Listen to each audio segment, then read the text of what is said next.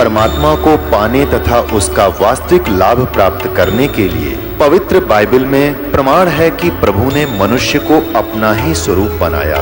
6 दिन में सृष्टि रचकर 7वें दिन विश्राम किया। कुरान शरीफ में प्रमाण है कि हजरत मोहम्मद को खुदा स्वयं कह रहे हैं कि मैंने तुम्हें उस परमात्मा की महिमा बताने के लिए भेजा है। वो परमात्मा कबीर है जिसने 6 दिन में सृष्टि रची तथा 7वें दिन तख्त पर जा विराजा। उसकी खबर किसी बाखबर से पूछ कर तो देखो। कृपया अवश्य सुनिए जगत गुरु तत्वदर्शी संत रामपाल जी महाराज के अमृत वचन।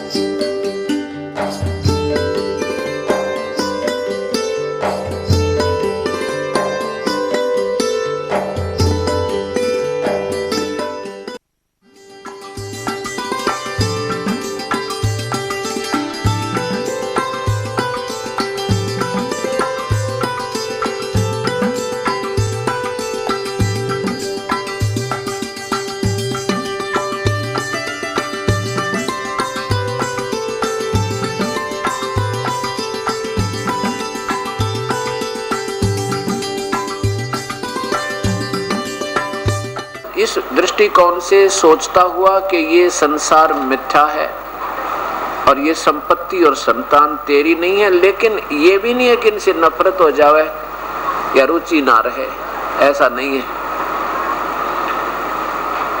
हमारा जो प्रारब्ध है, संस्कार है, उसको हम पूरा करेंगे और साथ में परमात्मा के नाम को, परमात्मा के ध्यान को, परमात्मा की सेवा को सर्वप्रथम रखते हुए हम सब काम करते रहेंगे। अगर हम ऐसा करेंगे तो नहीं करेंगे तो भी हमारे संस्कार अधूरे रह जाएंगे, क्योंकि वो फिर लेन देन बचा रहेगा आपका, वो फिर संस्कार अपने बाद में भोगने पड़ेंगे। इसलिए हमने अपने बच्चों को भी परवरिश करनी है और समाज के अंदर एक अच्छे भक्त और नागरिक बनकर रहना है। बीड़ी शराब मांस तंबाकू कोई अमल नहीं करना, किसी की आत्मा दुखी नहीं करे। चाहे एक समय रोटी ना प्राप्त हो कोई बात नहीं, पर किसी की आत्मा दुखा के और 2 नंबर का काम करके या कोई रिश्वत लेकर अपना पेट पोषण नहीं करे, परिवार पोषण नहीं करे, ये एक अच्छे नागरिक के गुण होते हैं। फिर उनके निकट परमात्मा स्वयं होते हैं।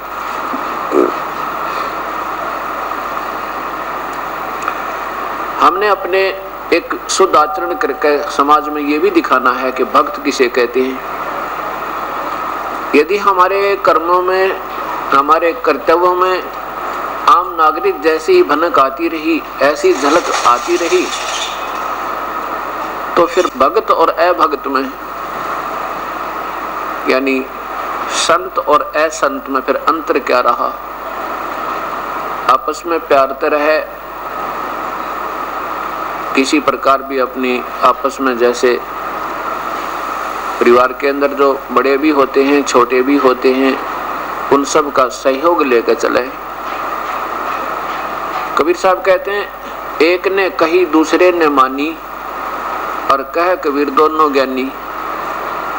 एक कोई कहते भी ये काम ऐसा करते हैं परिवार का सदस्य, दूसरा कहे कोई बात ना ऐसे कर लेंगे, और फिर प्रेम से समझावे थोड़ी देर बाद कि इसको ऐसा कर लें तो ठीक नहीं रहे, और उसी समय उसके साथ उठ पटांग कह दे नहीं ऐसा नहीं ऐसे करेंगे, तो वो खींचातानी बन जाती है, वो अशांति का मूल कारण बन जाता है।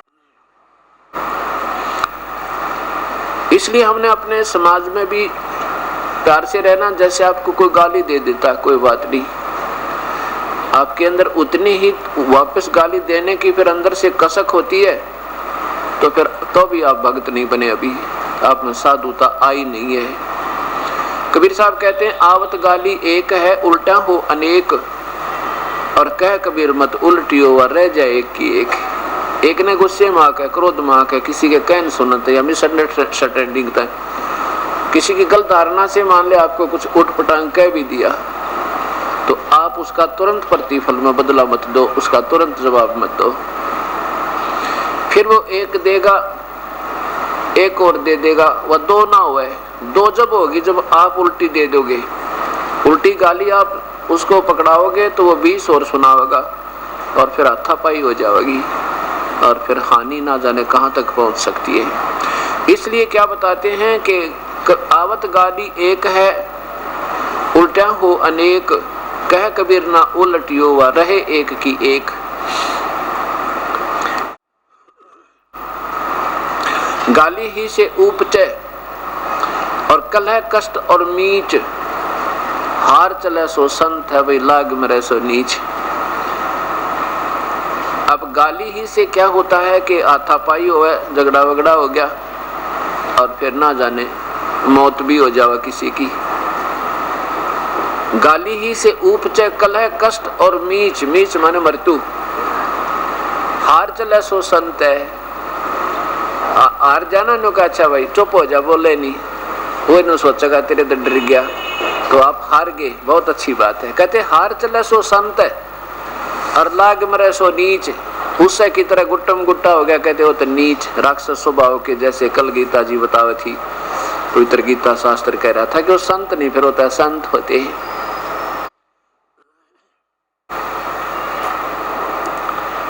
अब हमने अपने संस्कारों को भी पूरा करना है, साथ में अपने अंदर बहुत ज्यादा सुधार लाना है, ताकि आम समाज भी ये कहे भी भक्ति हो तो ऐसी संत भक्त हैं तो ये हैं जिनमें बीड़ी शराब मांस तंबाकू का कोई व्यसन ना हो और झूठ बोल के अपना धंधा नहीं बढ़ावे, किसी की आत्मा दुखाने के लिए झूठ ना बोले। अब जैसे रिश्वत लेते हैं या 2 नंबर का काम करके दुनिया को धोखा देके, कोई मिलावट करके या कोई डुप्लीकेट चीज ओरिजिनल समझ के बेच के पैसे तो कमा लेंगे आप, लेकिन वो पैसा फिर बहुत बुरी तरह जाएगा आपका। मनमाने कोई बालक बीमार हो जावे या स्वयं को कोई बीमारी लग जावे, लाखों रुपए लगे और फिर वो पैसा भी जावे, अशांति भी, और साथ में जिस दुष्कर्म के से वो धन एकत्रित किया था वो पाप कर्म तो जो के तो जमा है आपके, और वो धन रहा नहीं जो आपने गलत तरीके तो अपनाया था, बल्कि कष्ट में होकर गया। इस प्रकार हमने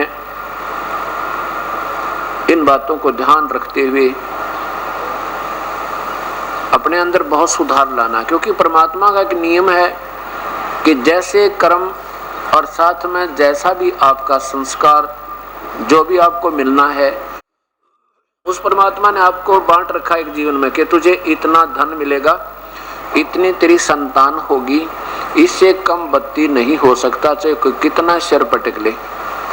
उससे अधिक करने के लिए यदि हम चेष्टा करते हैं गलत तरीके से तो फिर वो बहुत हानि का कारण बनेगी। लेकिन प्रभु को याद रखते हुए, परमात्मा के संविधान को सामने रखते हुए अपना प्रयत्न जरूर करे, दैनिक कर्म अवश्य करता रहे, प्रभु पर छोड़ दे इसका लाभ और हानि। मान लीजिए आज आपको उपदेश मिल गया, आप 2-4 महीने के बाद फिर आते हो जी कोई लाभ तो नहीं हो रहा, ऐसा कोई प्रश्न करते हैं। आप लोग लाभ किसको मानते हैं कि धन घना आ जावे, रोजाना घनी कमाई होए, पैसे घने आ जावे तो आप लाभ मानते हो।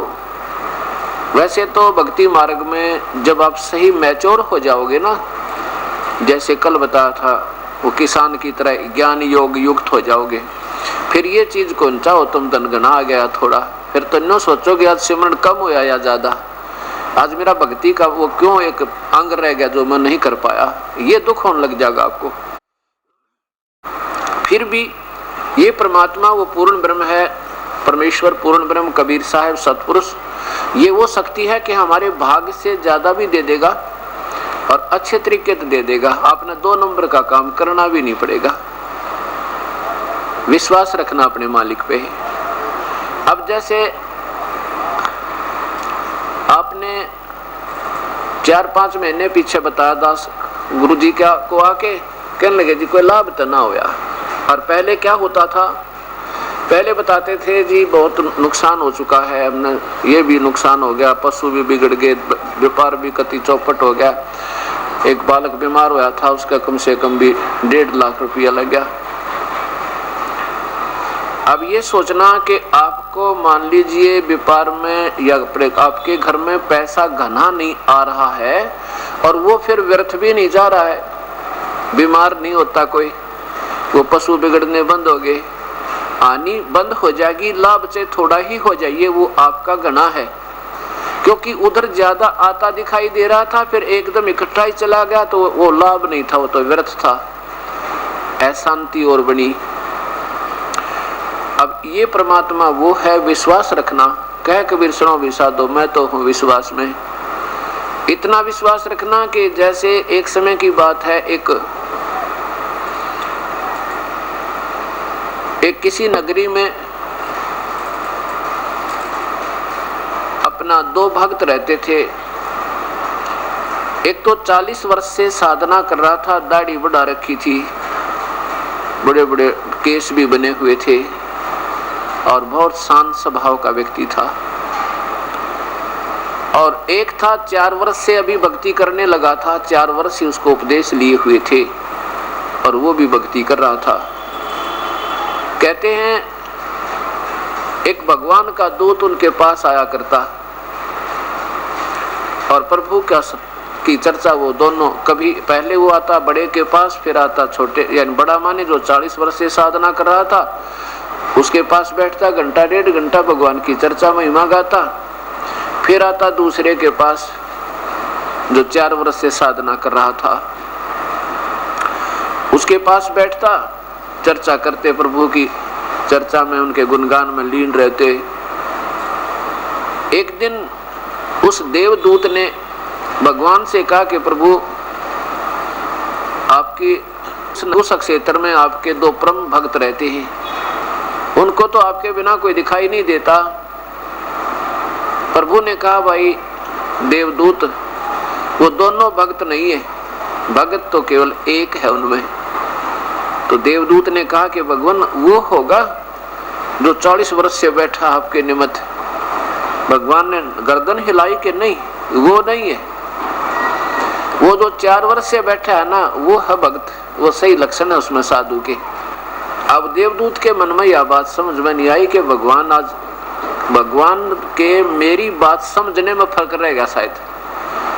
कहने लगे जी नहीं वो 40 वर्ष वाला है ना, हाँ, तो असमंजस में पड़ गया। तो भगवान जान गए कि देवदूत के मन में वह बात समाई नहीं मेरे वाली, क्योंकि ये सोच रहा है कि 40 वर्ष से जो बैठा है ना साधना में लग रहा है, ये सही भक्त है। तब प्रभु ने कहा क्यों भाई देवदूत, मेरी बात नहीं आपको समझ में आई कि 40 वर्ष वाला साधक सही नहीं है, उसमें पूरे लक्षण नहीं है भक्त के। देवदूत ने कहा कि ऐसी कोई बात नहीं प्रभु, आपकी बात ऐसा तो हो ही नहीं सकती, लेकिन मेरी बुद्धि तुच्छ है, मैं इसको समझ नहीं पा रहा आप किस बात कह रहे हो। तब प्रभु ने कहा कि ऐसा करना देवदूत, आज ते देर से जाना उनके पास, और देर से जावे तो फिर वो कारण पूछेंगे देर से आने का, फिर तू ऐसे ऐसे बताना, और फिर वो क्या उत्तर दे मुझे बताना। फिर आप निर्णय करना कौन संत है, कौन असंत है, कौन भक्त है, कौन है भक्त है। तो ऐसे ही देवदूत लेट गया, जैसे 11 बजे जाता था तो रात दोपहर के 2 बजे गया, 3 बजे। अब पहले पहुंचा उसी पुराने भक्त के पास जो 40 वर्ष से बैठे थे, उसके पास जा पहुंचा तो नमस्कार हुआ, और उस 40 वर्ष वाले साधक ने देवदूत से पूछा कि हे देवदूत, आज इतनी देर कैसे लगा दिया आपने, आपके बिना तो मैं तड़फ रहा था, आप आते थे 1-2 घंटा प्रभु की चर्चा होती थी, बड़ा अच्छा लगता था, आज तो मुझे बेचैनी हो रही थी और आप ही की राह जो रहा था, क्या बात होगी, क्या कहानी बनेगी, क्यों नहीं आए, क्या हमारे से नाराज तो नहीं होगे। अब उस देवदूत ने कहा कि भाई बात ऐसे है, आज भगवान ने एक अचरज किया और उसका समय रखा था भाई 2 बजे का, कि 2 बजे भगवान प्रभु एक अचरज करेंगे, ऐसी लीला करेंगे। मैंने सोचा इसको देख कर ही चलूं ताकि आपको भी बता दूं। तो उसने पूछा कि क्या किया प्रभु ने ऐसा, हमें भी बताओ। कि प्रभु ने आज एक हाथी को सुई की नोक के अंदर से आर पार कर दिया। तो वो साधक कहने लगा, वो 40 वर्ष से लगा हुआ साधक कहने लगा कि देवदूत थोड़ी झूठ बोलो ताकि किसी का समझ में आ जावे, इतनी झूठ नहीं बोला करते, एक गपोड़ नहीं पेला करते, सुई की नोक में कभी हाथी निकल सके। तब उस देवदूत ने सोचा भाई सचमुच मेरा आइडिया गलत था, भगवान का ठीक था, मेरा जो विचार था बिल्कुल तुच्छ है, प्रभु बिल्कुल ठीक कह रहे थे कि वो तो बिल्कुल पशु बैठा है, डांगर है निरा। जिसने भगवान पे विश्वास नहीं फिर किस लिए साधना कर रहा नादान, तू उठ कर चला गया। ने बोला तेरे तो दर्शन भी अच्छे को नहीं। जिसने विश्वास प्रभु पे नहीं है, परमात्मा ये नहीं कर सकता, परमात्मा वो नहीं कर सकता, तो वो फिर प्रभु की तलाश किस लिए कर रहे हो। जब अपने जैसा पाए जाए और वो अपने जैसा ही कुछ करे नहीं सकता, ऐसी अनहोनी वो नहीं कर सकता, तो प्रभु नाम क्यों है उसका। उठ कर चल पड़ा। फिर आया दूसरे के पास जो 4 वर्ष से साधक था, उसने भी यही कारण पूछा कि देवदूत आज बहुत लेट आए, देर से आए, क्या बात होगी, कोई मेरे से गलती होगी क्या जिससे आप नाराज हो गए हो। मैं तो यही चिंता कर रहा था और आपकी राह जो रहा था, मुझे तो बेचैनी होगी थी कि क्यों नहीं आए। 2 घंटे ईश्वर चर्चा होती थी, आपके सारे हमें भी गुणगान करने का सुअवसर मिला था।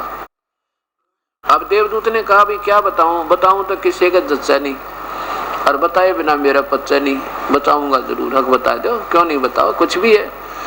आज देर होने का कारण ये हुआ कि भगवान ने 2 बजे, प्रभु ने आज 2 बजे का चर्च करना था, और मैंने सोचा वो देख कर चलूं ताकि उन भक्तों को भी बताऊं। और क्या किया वो प्रभु ने ऐसा कि भाई भगवान ने ना, प्रभु ने हाथी को सुई की नोक के अंदर से आर पार कर दिया। भाई मैं तो बड़ा समंजस में पड़ा देख के उसको। तो वो 4 वर्ष वाला साधक कहता है बस प्रभु काट दे सारी पृथ्वी ने सुई की नोक में गए, आप हाथी की बात करो। ये क्या असर हुआ, सीने से लगा लिया उस देवदूत ने उस प्यारी आत्मा को। धन्य तेरे माता पिता ने, धन्य तेरे माता पिता ने जितना दृढ़ विश्वास मालिक पे। तो परमात्मा कहते हैं कि नाम लिया तो क्या हुआ जब मन में नहीं विश्वास है, फिर के जाप करा जब परमात्मा विश्वास नहीं है। और परमात्मा की डिक्शनरी में, शब्द कोश में इम्पॉसिबल वर्ड नहीं है, असंभव शब्द नहीं है। और जब परमात्मा के बारे में कोई कहता वो ये नहीं कर सकता, वो कर्म नहीं काट सकता, वो साड़ी नहीं बढ़ा सकता द्रौपदी की, वो नरसी की हुंडी नहीं ले सकता, या वो नरसी का भात नहीं भर सकता, या धन्ना के कंकर बीजी थी उनमें जवार नहीं, मतीरे होते हैं बड़े बड़े तुम्बे, ये बड़ी घिया कद्दू टाइप इतने बड़े बड़े, और उनमें जवार पैदा कर दी मालिक ने, बड़े बराए पाए बिल्कुल स्वच्छ, ये भी नहीं कर सकता। तो परमात्मा क्या हुआ, तो आप अपने तो भी गया गुजरा, फिर उसने कौन याद करे। तो इसलिए हमने सबसे पहले अपने प्रभु का विश्वास रखना चाहिए, दृढ़ विश्वास हृदय से। अब जैसे हम 2 नंबर का काम करके और कितना कमा सके और फिर उसका प्रतिफल हमें कितना भयंकर भोगना पड़ेगा। एक बहन ने उपदेश लिया और उसने उपदेश लेने के 2 वर्ष के बाद, वैसे तो नौकरी करता उसका पति, फिर भी हमारे अंदर थोड़ी सी माया कमाने की वृत्ति ज्यादा ही बनी रहती है। सोचनताएं हैं, वह लड़की शानी होगी, ब्याहनी पड़ेगी, एक नौकरी तो काम नहीं चलता। कोशिश यही होती है कि धन थोड़ा सा हो जावे। तो उसने क्या किया, कहा, कहने लगे जी मेरा एक भाई है, वो थोड़ा विकलांग है, और मैं और वो मेरा भाई दोनों मिलकर एक कपड़े की दुकान घर पे कर लें, कपड़ा रख लें, जैसे बेच दिया करेंगे। मैंने उससे कहा बेटी बेबे, इतने बड़े बड़े शोरूम रहे इसमें शहर में, तेरे घर पे बता कौन कपड़े लेगा। फिर भी क्योंकि उन्होंने तो अपना पूरा तैयारी कर ली थी, ऐसा कर लेंगे सब कुछ, जब वो केवल आगे लेने आए थे, फिर वो अग्रम मग्रम कहने लगी मारी बेटी फिर ठीक से कर लो, तो थोड़ा मन मान रहा था, आप क्या कर लीजिए। अब 6 महीने के बाद 7-8 हजार का नुकसान हो गया कि बकरी हुई, कोई नहीं उधार होगी। फिर उन्होंने कहा जी ये तो नुकसान हो गया हमारा, तो कपड़ा भी ना बिक क्या, वो सारा उधार में नुकसान हो गया 7,000 का। वैसे तो नुकसान नहीं था क्योंकि वो उधार में पड़ा ही है, नुकसान तो था ही नहीं। फिर भी हमने जो, तो वो कहने लगी, मैं बोला वे कोई बात नहीं, परमात्मा करे सो ठीक ही करे। अगर जी 100 की 100 बात है, बिल्कुल आपकी 100% बात है। जो ये करें वो ठीक करे हैं, नुकसान हो बेशक हो गया तो हो गया, ये हमारे फायदे में हुआ है। मतलब इतना दृढ़ विश्वास उस बहन के, ऐसा होना चाहिए। राज्यक्रम था राम की रजा धरे तो शीश, दास गरीब दरस परस तिस बैठे जगदीश। जो परमात्मा की रजा में राजी रहे उसको भगवान मिला करे। इतना विश्वास देखकर उस लड़की का मैं बड़ा प्रसन्न हुआ। मन तो नहीं सोची थी हमारे इसे तो मन है 100 खो जाए, उसके बाद पहले उसको काफी लाभ, और जैसे शरीर में कष्ट था, बच्चा में तकलीफ थी, वो सारा लाभ हो गया था। और न्यू आई थी मन में, क्योंकि जब तक हमें दृढ़ विश्वास और ज्ञान पूरा ना होता तो एक काम ना रहता, हम ढीले उठ छोड़ दें। हम ये सोच लेते हैं कोई लाभ नहीं होता, हो सके मैंने न्यू सोची ये परमात्मा कदे ये लड़की बेचारी अपनी दिशा ना बदल ले 5-7 हज़ार के नुकसान ने सोच के, पर उसको मतलब और दृढ़ विश्वास मिला। और उसका क्या फल मिला उसको, वो कहने लगी जी मैंने एक जगह कोई प्लॉट के लिए अप्लाई करना था, किसी शहर में अप्लाई कर दूं, वहां पे देख ले बंदी छोड़ का नाम ले। वो उसका प्लॉट निकल गया, प्लॉट निकल गया तो उसने उसके ऊपर भी फिर किसी ने जाल साजी कर ली थी, वो भी गया होता। फिर एकदम मालिक ने दया करी, उसको किसी ने बता दिया कि तेरा तो प्लॉट रीसेल होने वाला था, वो भी कृपा बख्शी मालिक ने। फिर जब उसने संकल्प किया कि अगर ये प्लॉट मेरा निकला हुआ तो एक खुला पाठ कराऊं, मैं कहा ये तो तेरी अपनी भावना है, मालिक ने कुछ लेना देना नहीं होता, आप दान करोगे आप ही को मिलेगा, परमात्मा लेता नहीं देता ही देता है। तो उसको उसका प्लॉट निकला, फिर उस पर कुछ ऐसी दिक्कत होगी, वो भी फटाफट सुलट गई और फिर उसने सेल कर दिया। वो काफी बेनिफिट हुआ उसमें, इतना हुआ कि वर्णन नहीं कर सकते। और अब उसने खुला पाठ जींद में रखवा रखा, जो 16 से 19 को होगा। अब उसको बता बेटी अगर तू उस दिन आप ढीले उठ छोड़ जाती है ना कि लाभ हुआ 7,000 का नुकसान हो गया, तो सारी उम्र त्रिज्ञों की नो दुर्गती रहो और भगवान दूर हो जाता, भक्ति में भाव नहीं, परमात्मा से दूर हो जाती। और तेरे उस दृढ़ विश्वास ने देखकर जो आपने ये विचार जो कहे, मैं गदगद हो गया था उस दिन के, कितनी अच्छी बात की इस लड़की ने, जरा सा भी मन में शिकन नहीं आई और आज तेरे कितने ठाठ कर दिए। जब जो अब इस पाठ के ऊपर कितना पैसा लगा है, इसमें पैसा लगावेगी 5 दिन 4 दिन में, तो उसका बेनिफिट और कितना होया होगा हिसाब लगाना। और उसको तो मेरे ख्याल सारे जीवन में नहीं कमा सका थी 2 नंबर के करके। ऐसा विश्वास हमने इसको कबीर परमेश्वर रखना चाहिए। कहते हैं ना जाने किस मार्ग से परमात्मा और कैसे रजा बख्श दे, छप्पर पाड़ के दिया कर भगवान, यूं ऐसे देता है। तो ऐसे अब उस बहन की, उस परिवार की, बहन नहीं वो पति भी उसका जो कहते हो उससे भी 21 श्रद्धा के साथ लगा हुआ है।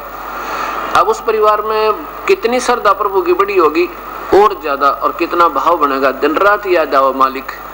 तो ये वो कबीर परमात्मा है कि यदि हम इसके हर नियम पर खरे उतर जाएंगे तो फिर देखियो ये है वो भगवान जो सदा सुखदाई सदा सहाई परमेश्वर, कर्मों के बंधन को काटने वाला, सतलोक ले जाने वाला, काल की कारागार से छुटवाने वाला, आयु जीव की उम्र बढ़ाने वाला और सतलोक में पहुंचाने वाला, ये कबीर देव है, कबीर परमेश्वर है, पूर्ण ब्रह्म है, सारी सृष्टि का रचनहार है। तो इस प्रकार हमने परमात्मा को और सत्संग को एक नंबर पर रखना पड़ेगा इस मार्ग में, यदि सफल होना है परमात्मा के में। हम थोड़े से चिंतित ज्यादा हो जाते हैं, आसपास सत्संग होता है और सोचते रहते हैं आज नहीं कल चलेंगे। एक भगत जी कह रहा था जी यह बात तो मेरा पक्की अक्ल लागी कि आसपास सत्संग होता मैं डटू नहीं आया करूंगा, चाहे 100 काम छोड़ने पड़े। एक बार क्या था कि जींद खुला समागम हो रहा 5 दिन का, पहले थोड़ी संगत थी, 10-15 हज़ार होगी ज्यादा से ज्यादा। तो उसने सोचा भी पहले हम 7 दिन का भी करते थे, कभी 5 दिन का भी करते थे, 7 दिन का सत्संग था। उसने सोचा और छुट्टी ले ली, छुट्टी भी नहीं मिल रही थी, नौकरी सरकारी नौकर था, ने बोला जी ऐसी स्थिति थी कि इलेक्शनों का कोई टाइम था और छुट्टी नहीं मिल पा रही थी, और वो छुट्टी भी मिल गई, रजा हुई मालिक की, ऐसी कृपा बख्शी। और फिर भी ढीले और छोड़ गया, ने सोचा पीछे से चलूंगा लास्ट के 3 दिन में, इतने पहले क्या करूंगा जाके। वो कहने लगा जी मेरे मन में इतनी आई थी, इतने में एक रिश्तेदार आ गया। जिस दिन मैंने चलना था उस दिन नो सोच ली फिर चलूंगा, 2 या 3 दिन पहले 4 दिन पहले चल पड़ूंगा, अभी क्या करूंगा। इतने में एक रिश्तेदार आ गया और बहुत निजी। वो कहने लगा मैंने एक भैंस मोल लेनी है और भैंस दिला। अब उसके साथ हो लिया, पहले तो सारे गांव में घूमया, फिर दूसरे गांव में गया, फिर किसी डेयरी में गया, वहां भी बात नहीं बनी। फिर 100 किलोमीटर पहुंचे, एक सीन बताई, वहां एक जोटी में देखा था भैंस बहुत बढ़िया, वहां पहुंच गए। 7 दिन में धक्के खा के न्यू के न्यू आगे, ना तो वह भैंस मिली और सत्संग सुन पाया ना, और कम से कम 1500 रुपये घर तक ला दिए। और वहाँ जो है ना जाने कितना रुकना पड़ा, कितना स्टेशन पर रात काटी, कितना किसी के अजनबी का रुकांगे तो ऐसे स्थान पर हो क्या करे जहाँ पर भैंस पे पशु बंध रहे थे, वहाँ पड़े सारी रात, मच्छर नारे खावा, टाइम पर टूक मिला ना। जब मेरे याद आई है परमात्मा देख के गलती बनी मेरे थे, अगर मैं उस पहले दिन जाना था उस दिन निकल जाता, अगर उसी दिन चला जाता, जैसे आज समागम प्रारंभ होना था और उससे पहले दिन आने का फर्ज बना था, नहीं उस दिन तो सुबह सुबह चलना था। तो ने बोला जी शाम ना आ गया, सुबह में टाल मटोल कर गया, शाम ना बैठा बटे बहन का। वो तो भैंस तो बाद में भी दिलाई जा सके थी, पर यो मेरा जो है ना उस दिन के बाद मुझे ये विश्वास हो गया कि मालिक के काम को 1 नंबर पे, बाकी 2nd नंबर पे। तो इस प्रकार ऐसे ही जब हम पूर्ण विश्वास करेंगे प्रभु पे, तो अपने आप इस मार्ग में अग्रसर हो जाएंगे। अब प्रसंग चल रहा है कि वो कौन परमात्मा है और जिसकी हम भक्ति करें। अब 4 दिन के सत्संग में यही निर्णय दिया जाएगा कि वो परमात्मा कौन है, कैसा है, कहाँ है और कैसे उससे उसकी प्राप्ति, और यहाँ कैसे उसकी शरण में आने से हमें क्या क्या लाभ होते हैं। अब जैसा कि कल के सत्संग में पुण्यात्माओं ने सुना कि वो कबीर परमेश्वर है,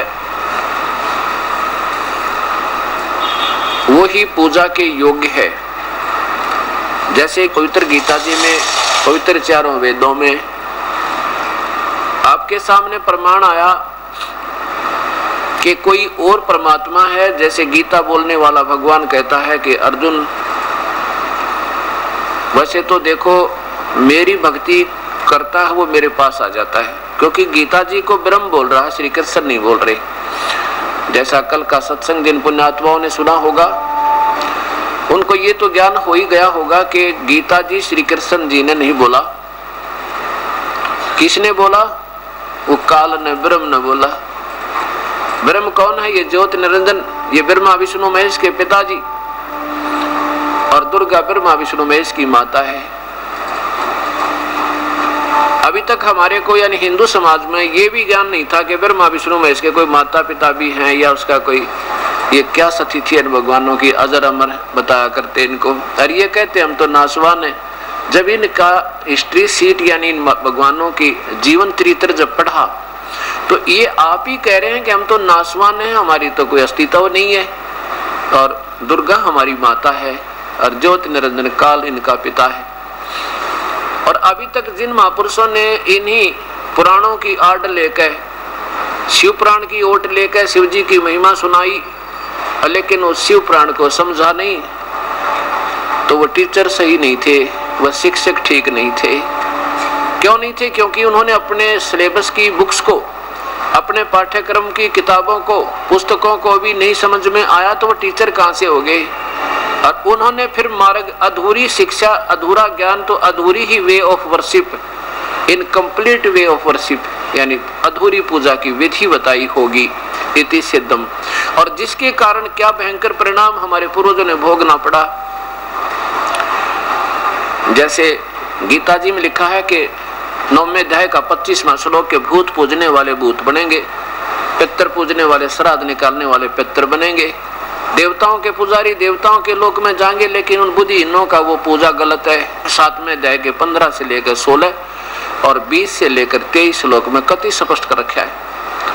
ब्रह्मा विष्णु महेश तक के पुजारियों को आन उपासना आन देवता में अन्य देवता मानते हैं। ब्रह्मा विष्णु महेश तक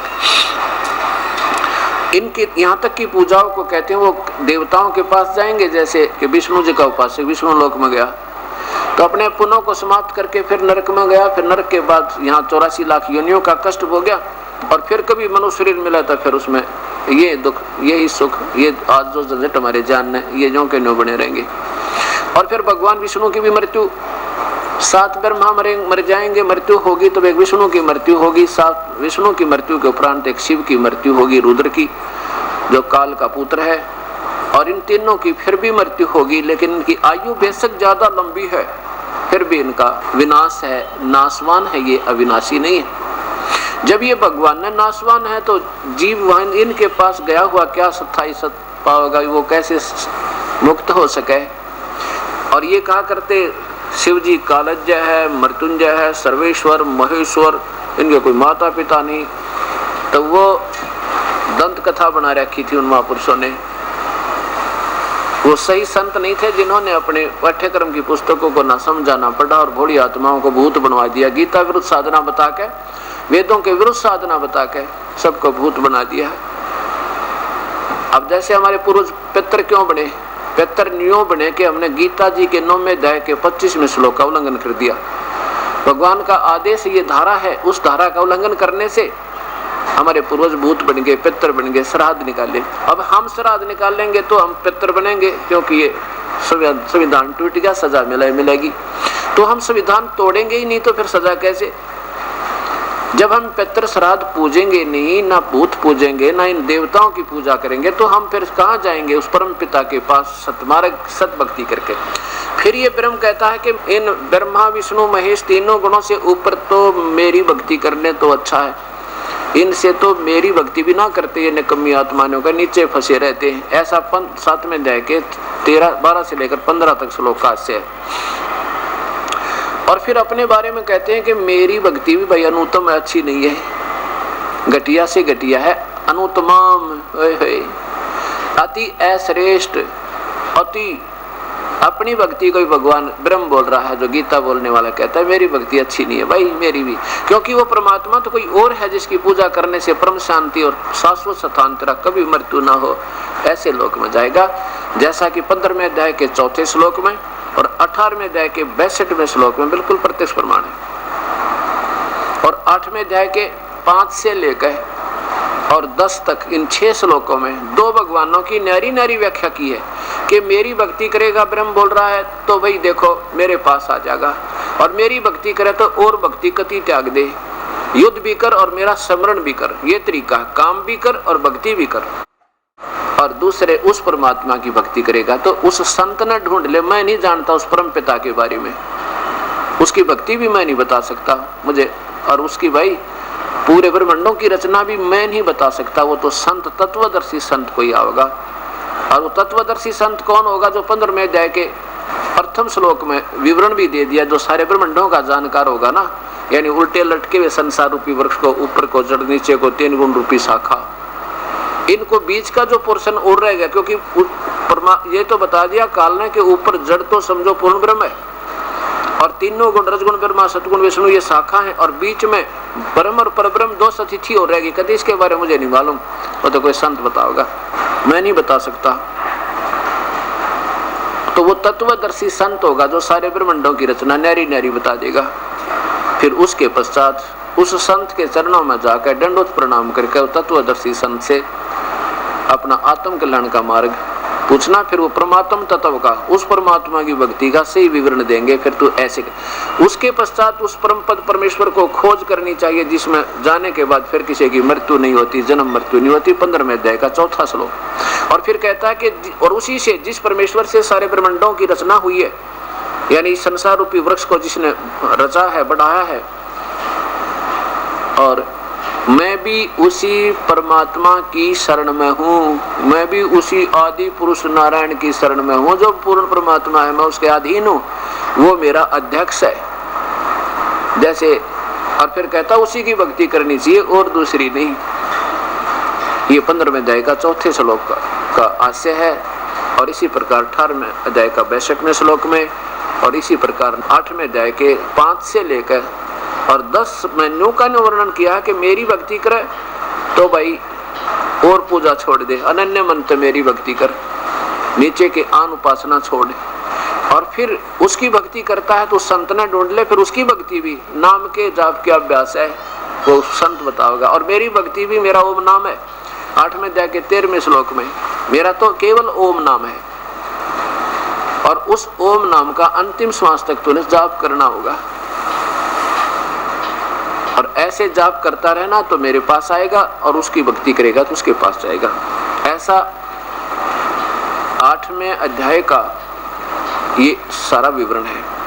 अब इसका थोड़ा सा अंश दिखाता हूं आपको। अभी तो मौखिक बताया है, और वैसे तो ये रात्रि के समय बहुत अच्छा इस प्रोजेक्टर पर आपके सामने आता है। अभी कोशिश करेंगे जितना निकट वालों को खूब दिखेगा, और सामने पुस्तक होगी, दास पढ़ रहा होगा तो वैसे भी विश्वास आपको हो जाएगा। अब जैसा कि कल 7वें अध्याय के 23 तक आपको सुना दिया, अब बीच में 19वां श्लोक रह गया था। 7वें अध्याय का 12 से प्रारंभ किए थे। 12 से पहले तो ये काल कहता मैं औषधियों में रस हूँ, मैं ऐसा हूँ, मैं पृथ्वी में ऐसा हूँ, उस गुण में ऐसा हूँ, उस तत्व में ऐसा हूँ, वो मैं करता हूँ, क्योंकि मैं अग्नि जैसे अंदर पेट उदर के अंदर पाचन क्रिया को प्रशस्त करने वाली अग्नि मैं ही हूँ, जिसको जठराग्नि कहते हैं। क्योंकि इस काल ने हमारी परवरिश कर यहाँ रोकना है, तो अंदर जो क्रियाएं इस शरीर में, इसका भी पार्ट है, क्योंकि ये यहाँ का 21 ब्रह्मांड का भगवान है। 12 से फिर प्रारंभ करता है कि देखो भक्ति करनी है, जो तीनों गुणों के द्वारा जो कुछ हो रहा है इसका निमित्त मैं ही हूँ। और 7वें अध्याय के 18वें श्लोक में ये बता दिया कि ये सभी पुण्यात्मा हैं, तो उदार जिन्होंने ये पता लग गया कि एक भगवान की भक्ति करनी चाहिए और दूसरे की नहीं करनी चाहिए।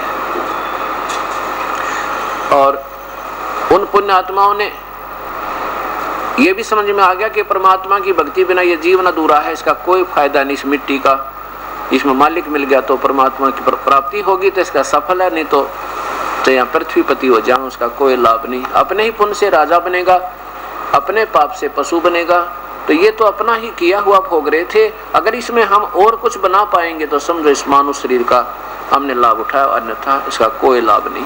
तो ये ज्ञानी आत्मा जो परमात्मा को चाहने वाली पुण्य आत्मा है, उनके अंदर ये ऐसी प्रेरणा स्वतः होती है। तो उन 4 प्रकार के भक्तों में से 7वें अध्याय के 16, 17 और 18 में 16 और 17 में बताया है कि 4 प्रकार के भक्त मेरी भक्ति करते हैं, यानी ब्रह्म साधना 4 प्रकार के करते हैं। कैसे? एक तो अर्थार्थी वो होते हैं जैसे अपने धन लाभ के लिए, व्यापार में फायदे के लिए, और वेदों के अनुसार जंतर मंत्र मुझे मुख्य मान के करते हैं, वो तो केवल उसी झंझट में लगे रहते हैं, वो भक्ति योग्य नहीं है। और दूसरे आर्थ अपना संकट निवारण के लिए जंतर मंत्र जो करते हैं और वो मेरे से शुरू करते हैं वेदों अनुसार, वो भी भक्ति के योग्य नहीं है, प्रभु के पाने योग्य नहीं है। और तीसरे नंबर के जिज्ञासु वो होते हैं जिन्होंने 4 वेद घोट लिए, कंठस्थ याद कर लिए, जिसने 25 वाणी 100 वाणी घोट ली किसी ग्रंथ की, और फिर डटा नहीं डटा दुनिया में प्रभु पाकता फिरे और भक्ति अंश भी नहीं उसके पास, वो जिज्ञासु कहलाते हैं। और चौथे नंबर के ज्ञानी वो हैं जिनको ये पता लग गया, पूरे शास्त्र पढ़ दिए वेदों को, क्योंकि गीता जी बोला जा रहा है और वेदों की तरफ संकेत है। वेद ही शास्त्र हैं जो प्रभु के पाने और उसके जानने के लिए, और वेदों के ये ब्रह्म तक का तो उनकी भक्ति का ज्ञान है वेदों में। और पूर्ण ब्रह्म और परब्रह्म की पूरी व्यवस्था है कि वो परमात्मा कोई और है, उसका संकेत भी है, और उसका नाम कबीर है, ये भी लिखा। वो सतलोक में रहता है, वो मनुष्य सदृश्य है, मानुष जैसा शरीर है, ऐसा 4 वेदों में ठोक ठोक का प्रमाण है। अब जिन्होंने ये ज्ञान हो गया कि परमात्मा की भक्ति के बिना, चौथे वेदों को पढ़कर ये सोच लिया कि भक्ति करे बिना मनुष्य जीवन व्यर्थ है, और भक्ति आन देवताओं की व्यर्थ, ब्रह्म और परब्रह्म और नीचे के तीनों गुण ब्रह्मा विष्णु महेश की भक्ति भी व्यर्थ बताई वेदों ने। तो उन्होंने वेदों को पढ़कर अपनी सोच से ये सोच लिया, क्योंकि वेदों में क्या है, क्योंकि ये कमी नहीं है उनमें। जैसे कई बार अक्सर करना भाई निकल जाती है मेरे से, भाई जून भैया त्रुटि रही, त्रुटि नहीं कह सकते। जैसे मैट्रिक का सिलेबस है पाठ्यक्रम, तो मैट्रिक के सिलेबस में वहीं तक की बुक्स हैं और वो वहीं तक ठीक है, उनमें बीए और एमए का नहीं हो सकता। ऐसे ही वेदों में प्रभु के ब्रह्म से होने वाले लाभ का मंत्र, उपासना का तरीका, ओम नाम का जाप और 5 यज्ञ हैं। और 5 यज्ञ तो हमने पूर्ण परमात्मा के पाने के लिए भी करनी होंगी। जैसे चाहे तो हम गवार बीजें और चाहे जवार बीजें और चाहे बीजें गेहूं और चाहे हम कोई और फसल बीजें, तो खाद और पानी तो उनमें डालना ही पड़ेगा। ऐसे ही चारों यज्ञ जो 5 यज्ञ, ये तो खाद और पानी का काम करती हैं और नाम बीज है। भक्ति रूपी पौधा सीड है। इस सीड को जो है ना, बीज को बीजना भी है, बीजने के बाद फिर खाद और पानी भी डालना है। वो चाहे किसी का भी बीज लेंगे, बबूल का बीजेंगे उसके लिए भी ये प्रोसीजर है, आम का बीजेंगे तो भी ये प्रोसीजर है, तरीका है। तो ऐसा तो ब्रह्म तक की पूजा, उसे होने वाले लाभ का ओम नाम का जाप और 5 यज्ञ का विवरण चारों वेदों में, और गीता जी उसका सार है। चारों वेदों का संक्षिप्त वर्णन है इसमें संकेत ज्यादा है, हिंट्स ज्यादा है, क्योंकि विस्तृत व्याख्या को सागर को गागर में डाला है भगवान ने, ब्रह्म ने, तो इसमें हिंट जाता है। इसके लिए लिखा कि इसको वही समझ सकेगा जो वेदों को जानने वाला सही हो, वेदों का यानी सही तत्वदर्शी संत होगा, वो समझो इसको समझा देगा गीता को। क्योंकि जब बच्चे जो सियाने होते हैं, एमए पीएचडी के करते हैं, तो उनकी बुक्स में बहुत हिंट होते हैं और उनको टीचर ही बताओ उनका संकेत समझाने के लिए। अब टीचर ने ना बेरा तो क्या समझाओगा, वो तो उल्ट पटांग बताओगा बच्चों का, फिर बच्चे उसको मान लेंगे क्योंकि वो तो टीचर की बात को सत्य मानेंगे। ऐसे तो उन्होंने क्या बताया कि 4थे नंबर के जो ज्ञानी है ना, उनको ये तो पता लग गया कि भी एक भगवान की भक्ति करनी और मनुष्य शरीर व्यर्थ होगा जब भक्ति नहीं बनी है। उन्होंने वेदों को जैसे जाना, जैसा सोचा, अपनी सोचते हैं, ये निष्कर्ष निकालिया कि एक भक्ति करेंगे पूर्ण परमात्मा की, और उसकी भक्ति का केवल ओम नाम है और कोई मंत्र नहीं। ऐसे ही देखिएगा 8वें अध्याय के 13वें श्लोक में क्या लिखा है कि माम ब्रह्म मुझ काल की, माम ब्रह्म मुझ ब्रह्म की का केवल एक ओम नाम है, बस, दूसरा मंत्र है को नहीं।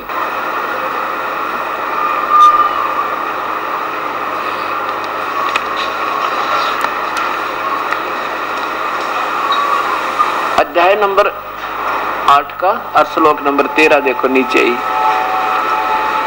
ये 13 नंबर श्लोक है, ये देखो नीचे, ओम इति एकाक्षरम माम ब्रह्म मुझ ब्रह्म का, ये जो ना संस्कृत में उल्टे सुल्टे ये अक्षर जोड़ कर बनाई जाती है। माम ब्रह्म मुझ ब्रह्म का, व्यवहारन माने उच्चारण करके, अनुसमरण माने केवल स्मरण करने का, एकम अक्षरम ओम केवल ओम, यही इति माने यह, एक अक्षरम बस एक मंत्र है, एक नाम है मेरा, माम ब्रह्म मुझ ब्रह्म का, व्यवहारन माने उच्चारण करके, अनुसमरण माने स्मरण करने का। और वो कैसे करना है, नो नहीं हठ योग करके नहीं, काम करते करते चलते फिरते अंतिम श्वास तक, ये प्रयाति तजन देहम, देह छोड़ने तक, आखिरी श्वास तक नाम जपते रहना होगा।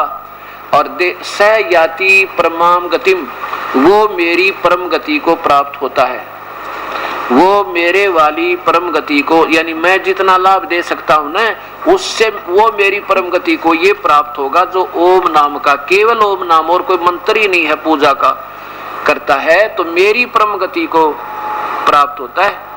यानी जितना मैं लाभ दे सकता हूं उतना भी लाभ उसको जब मिलेगा जब केवल एक ओम नाम का जाप को करेगा।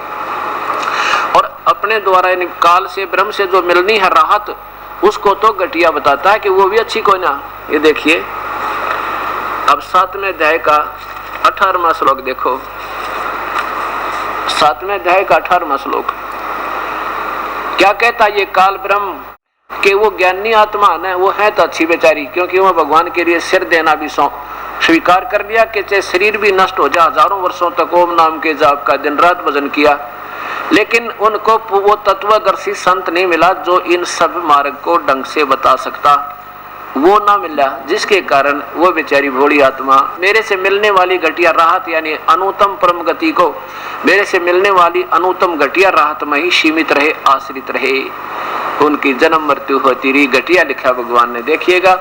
उदारा सर्वे एवं उदारा माने सिर दे दे, उदार माने कति नेक आत्मा, बहुत अच्छी आत्मा है, प्रभु के लिए शीश भी सौंप दे।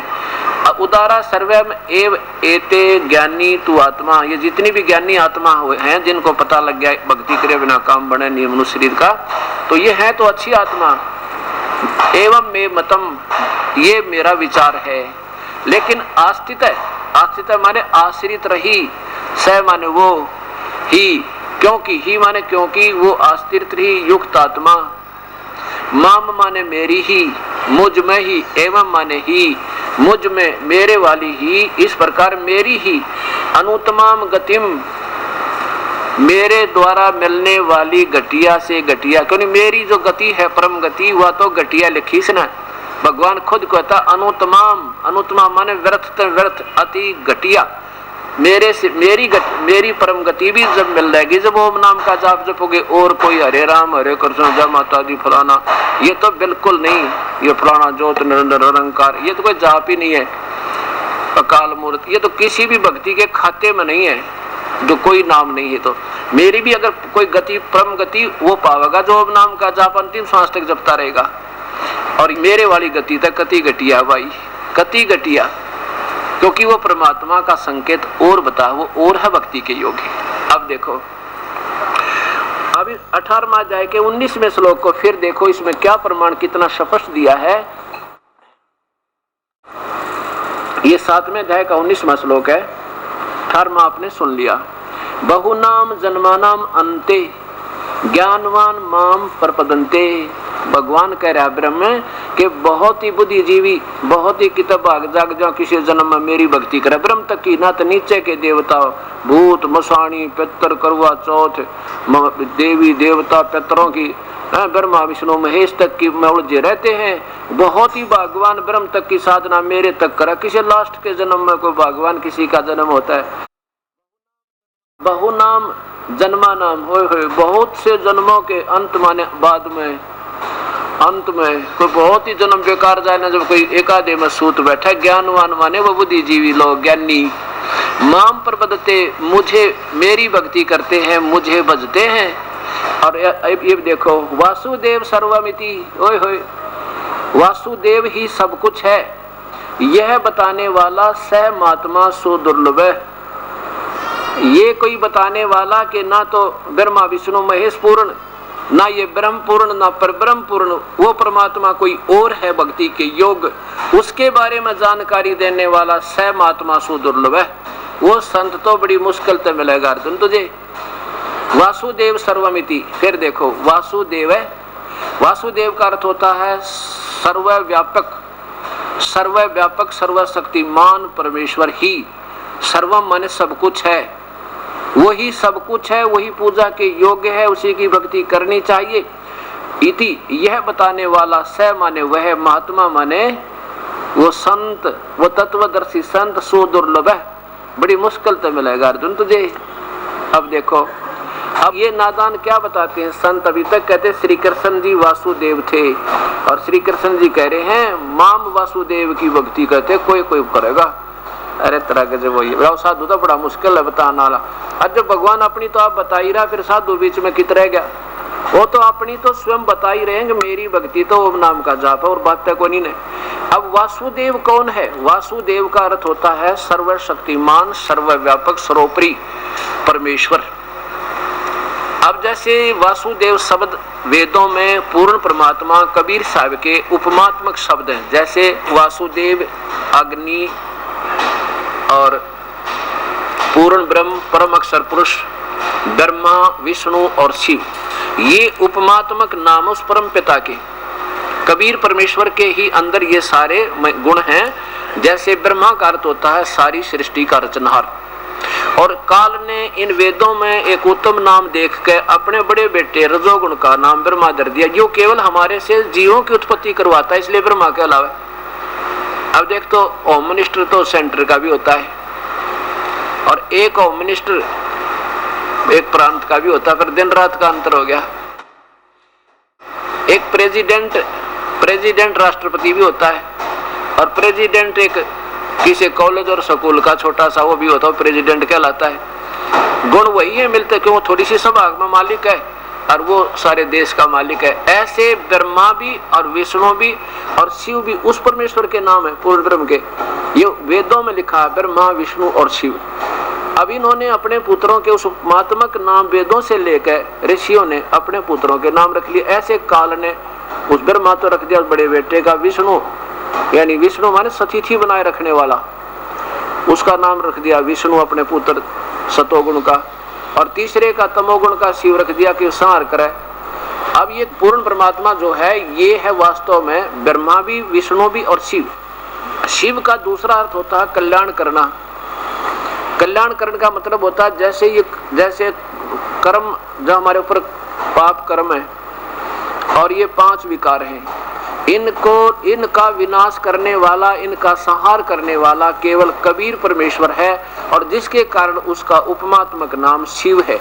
इनका विनाश करने वाला, इनका संहार करने वाला, हमारे पाप कर्मों का, हमारे काम क्रोध मोह लोभ अहंकार का और इस खराब हुई वृत्ति का और काल के कर्मों के दंड जो हमारे ऊपर है उनका संहार करने वाला अरि शत्रु बमहारी अंगहारी, ये कह के कबीर साहब की महिमा उस पूर्ण परमात्मा की गाई है, इसलिए उसको शिव भी कहते हैं। और उस काल ने अपने पुत्रों का नाम शिव रख लिया और आप भी धोखा देने के लिए सदाशिव महाशिव बनकर, महाविष्णु बनकर, महाब्रह्मा बनकर ब्रह्मलोक में रहता है और फिर दुनिया इसी तक सीमित रहती है।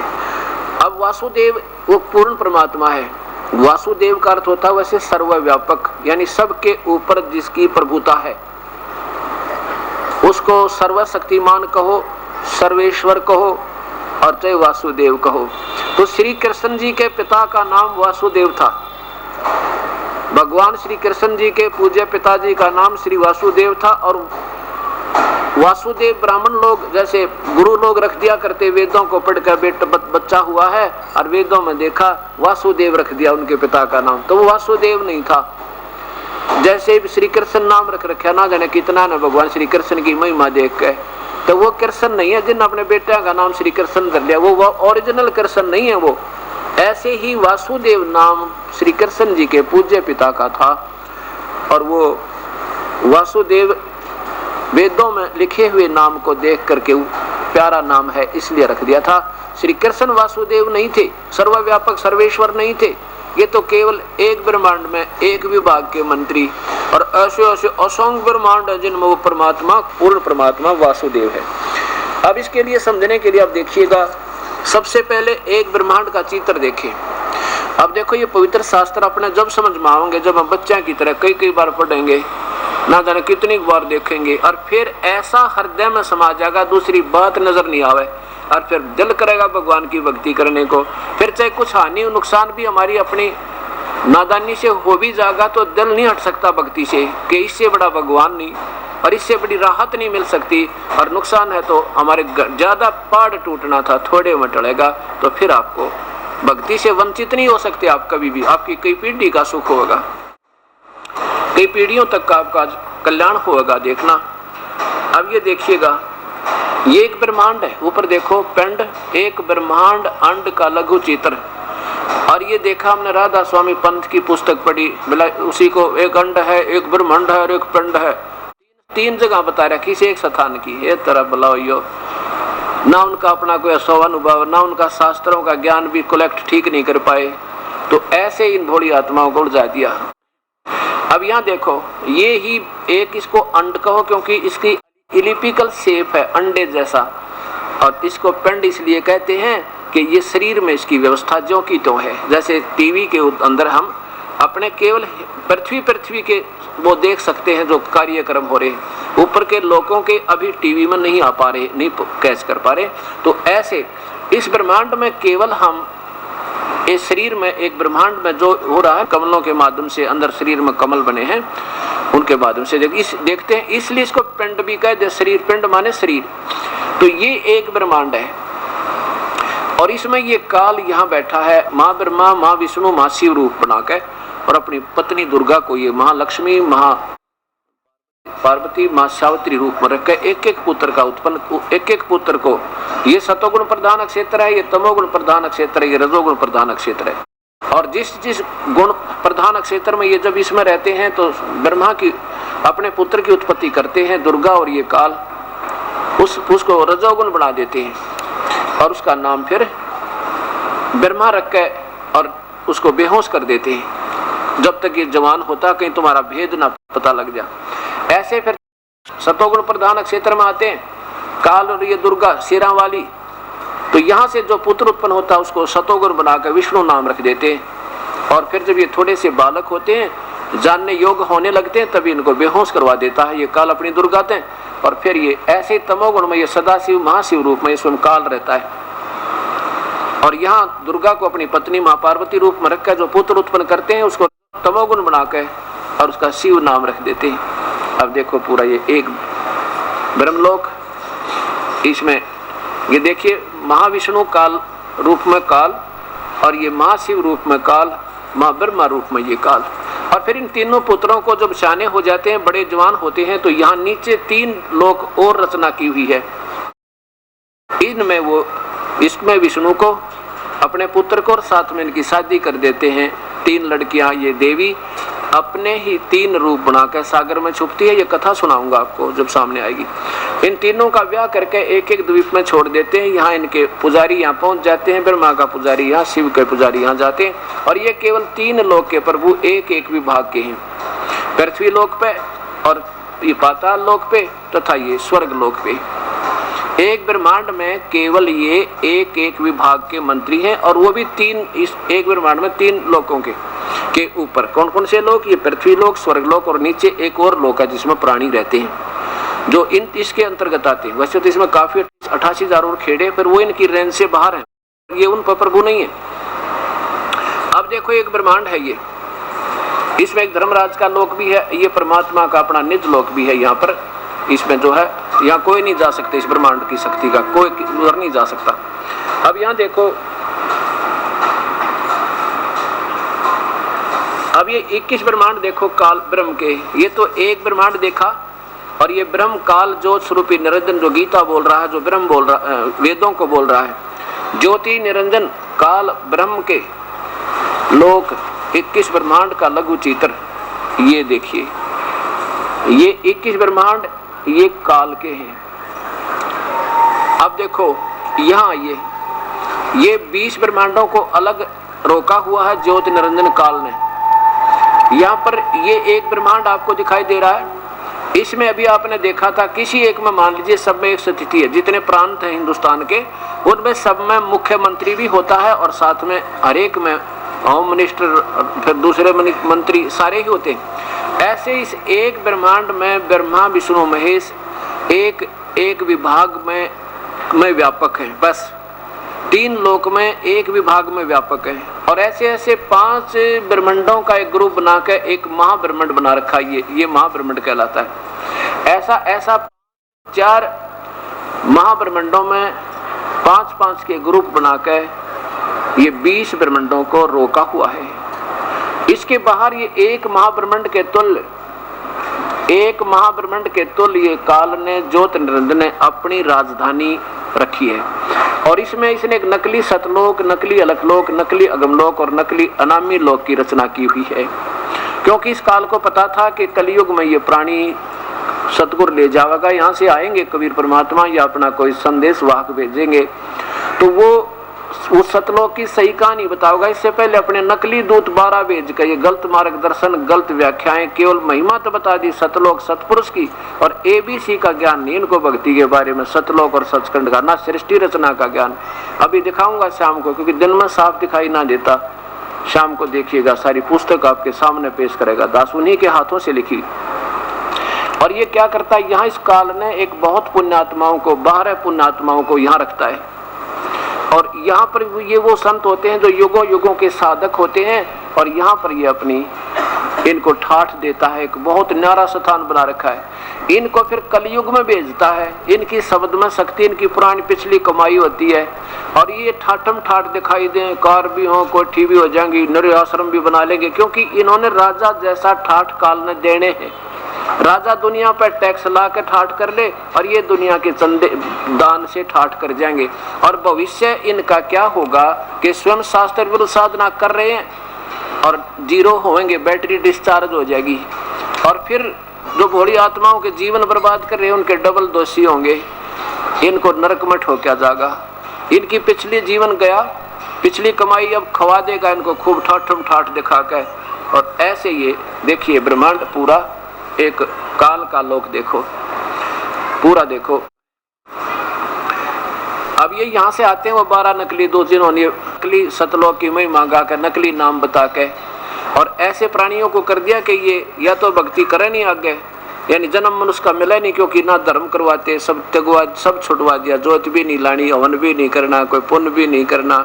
ऐसा बना दिया कि प्रथम तो ये नास्तिक हो जाएंगे थोड़े दिनों में, या तो ये नास्तिक हो जाएंगे और आगे मनुष्य जन्म या तो मिला नहीं और मिलेगा तो किधर कागज चुगने वाले, इतने दुख हो जाएंगे इन पे, क्योंकि धर्म बंद करवा दिया जिससे लाभ मिलना था। और नाम सभी गलत है क्योंकि शास्त्र है, प्रमाणित है, शास्त्र में प्रमाण नहीं, तो ये इतना दोष कर दिया इन भोली आत्माओं को, ऐसा कंडेम करवा दिया काल ने। और थोड़े से दिन में नास्तिक हो जाते, जब सत्य ज्ञान ना चलता इस पृथ्वी पर, परमात्मा खिल जाते।